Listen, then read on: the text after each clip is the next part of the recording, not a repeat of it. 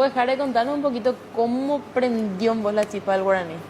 Porque ya sabemos que hace cuánto trabajás y todo lo que hiciste, pero ¿cómo prende el guaraní en tu vida? Y en realidad yo tengo que reconocer que, así como con todos, seguramente en mi caso particular fueron mis padres, ¿verdad? En particular mi papá, que el día que me llevó a inscribir al colegio, habían tres opciones.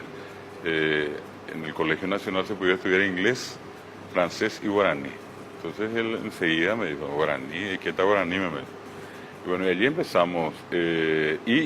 Digamos que ya dentro del colegio, una persona extraordinaria a la que me tocó conocer y con la que compartí muchísimos años, en el amplio sentido de la palabra, no era solamente el hecho de estar en la clase con él, sino que acompañarle en muchas actividades, en la parte, digamos, de lo que tiene que ver también gremial, la formación de una asociación de profesores de lengua guaraní, trabajar en la directiva con él. Ese fue el profesor Pedro Moliniers. Pedro Moliniers fue Pedro profesor. Moliniers, y yo puedo decir que probablemente soy uno de los pocos, si no el único que tuvo la resistencia de, en el buen sentido de la palabra, aguantarle 11 años, ¿verdad?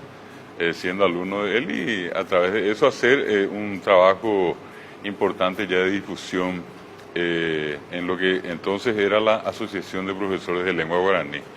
Gracias a él, al terminar el colegio, teníamos nosotros la posibilidad de cursar el profesorado de lengua guaraní.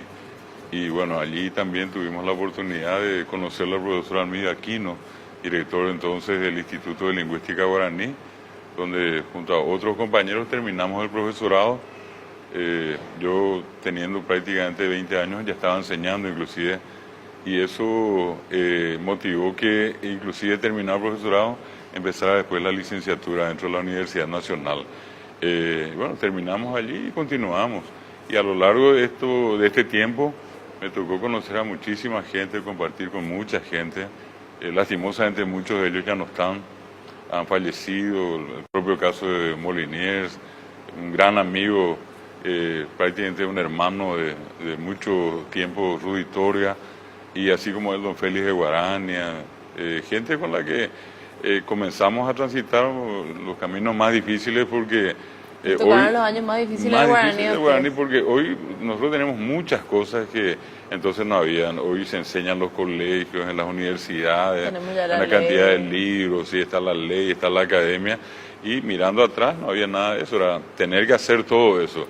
Y parte de nuestro trabajo consistió en eso, ¿verdad? En tener que hacer lo que se llama como una militancia, salir y en muchos casos inclusive tener que enfrentar situaciones, hay veces desagradables, otras veces agradables, y yo por esas cosas de la vida tengo que ser agradecido con el guaraní y con toda la gente que está vinculada, porque me tocó participar de todos los procesos más importantes de los últimos tiempos de la lengua guaraní.